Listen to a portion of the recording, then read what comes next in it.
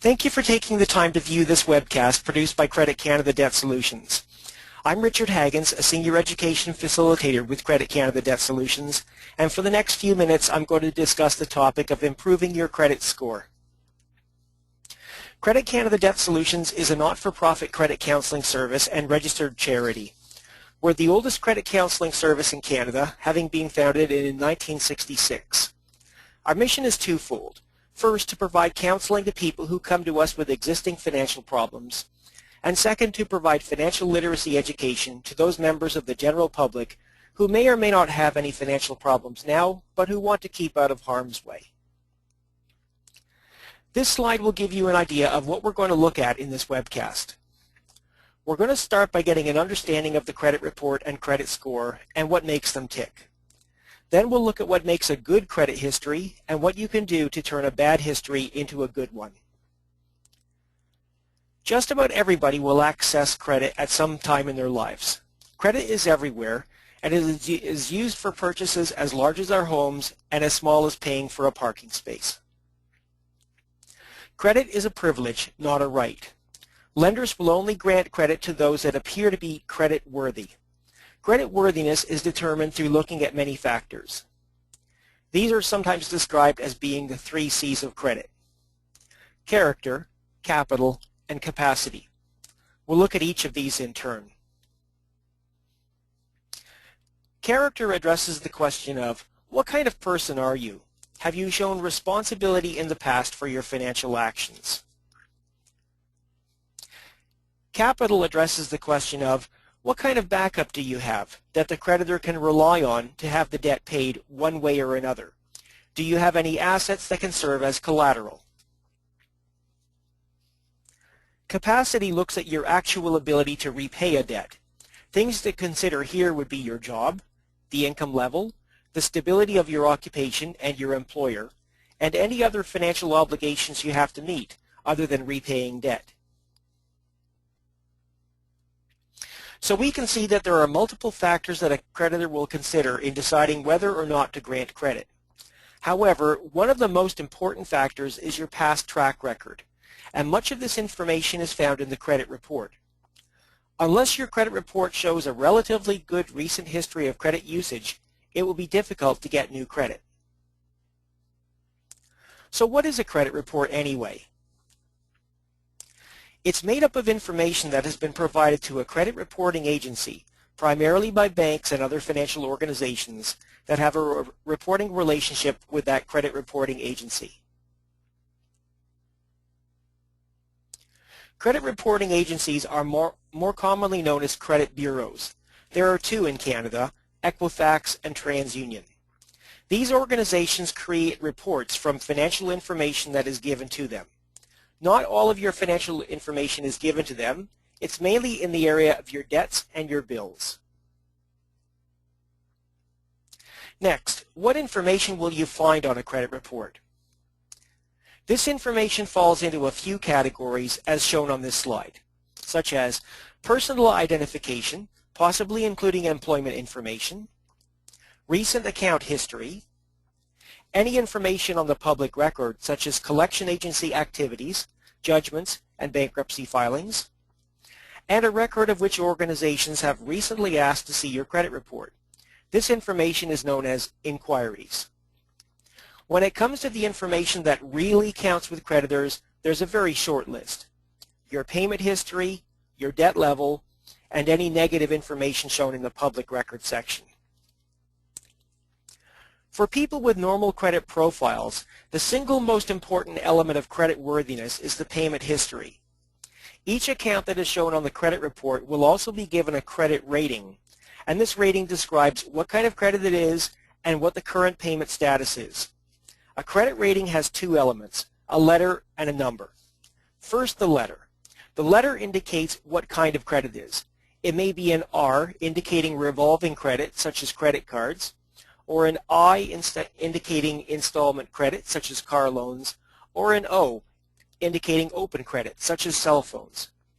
The number can range from a 0 to a 9. This is not a linear scale. The numbers are used to describe the current payment status. The only really good status is shown by the rating of 1. On a credit report, the 1 will be followed by the words paid as agreed and up to date. This is obviously what all creditors want.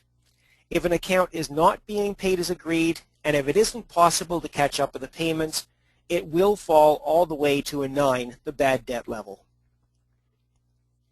Credit ratings are the single most important variable on the credit report, and it is important to try to keep payments up to date. The other high importance element is called the level of indebtedness, and it works like this. Take the current balance on an account, divide by the credit limit, and the result is a percentage of the available credit that has already been used. So here's an example. The balance is $8,000. The limit is $10,000. So what is the percentage of credit already used? And the answer is 80%. High numbers are bad, low numbers are good. People with credit problems generally are using more than 70% of their available credit. This is bad. People who rarely have credit problems use less than 30% of their available credit. A credit report contains information about your credit history. The credit score is a method of taking that information and using it to compare your credit history with everyone else's history. This is done by converting certain aspects of your credit history to a number, and this number is called the credit score. The score can range from 300 to 900, but the average score is in the mid-700s. Note that the two big determinants of the score are the collected ratings and the collected percentages of credit already used. These two make up approximately 65% of your credit score, so if both of these are good, your score will also be good, and vice versa. When you apply for credit, the lender will check your credit report and your credit score, and the score will be one of the big factors in determining, first, whether they'll work with you at all, and second, assuming that they will, what interest rate they'll want to charge you.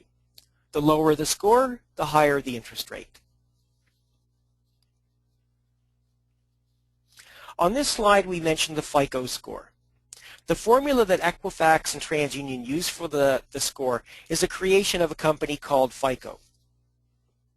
When you receive your credit score, in addition to the score itself, you'll receive a commentary explaining why your score isn't higher.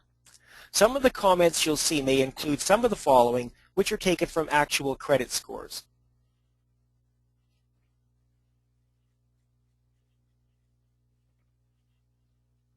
How do you get your credit score? Both Equifax and TransUnion will give you your score, but you'll have to go online to their websites to get it, and you will have to pay to get it. And now we get to, what can you do to build or rebuild good credit? Here are a few points to review. Review your credit report annually. It's important to know where you stand. Pay your bills on time. Keep your credit card balances low relative to the limits. As previously mentioned, these last 2 points count heavily towards your credit score. Open a checking account and don't bounce checks. Banks have the right to put a history of bounce checks on the credit report, and it is not a good thing. Now, for those of you who are rebuilding credit after a past problem, here are 3 points specific for you. Open a savings account and put in regular amounts. Apply for a secured credit card from a reputable financial institution. You might use the funds in your savings account to provide the security for this credit card, or apply for a small loan and pay it back using your savings account as collateral. Your credit history is being repaired at this point because the payments are getting the rating of a 1, which means paid as agreed and up to date. Let's go over this point once more. You should be checking your credit report once a year. And you'll want to be absolutely sure that there are no errors on the credit report. And what if there are errors on your credit report? When you get your credit report, you'll also get a copy of their investigation report form. Complete this form and return it to the credit bureau, and they'll start their dispute resolution process. Now, here are a few points that we'd like to review so that your future credit history becomes good and stays that way. First, borrow only what you can repay. Second, read and understand credit contracts. Pay your debts promptly. Notify your creditors if you can't meet your payments. Avoid impulse buying. And report lost or stolen credit cards immediately. And finally, never give your credit card number over the telephone unless you're certain of the caller's identity. And here are a few more points to review, and this is about knowing the warning signs of trouble.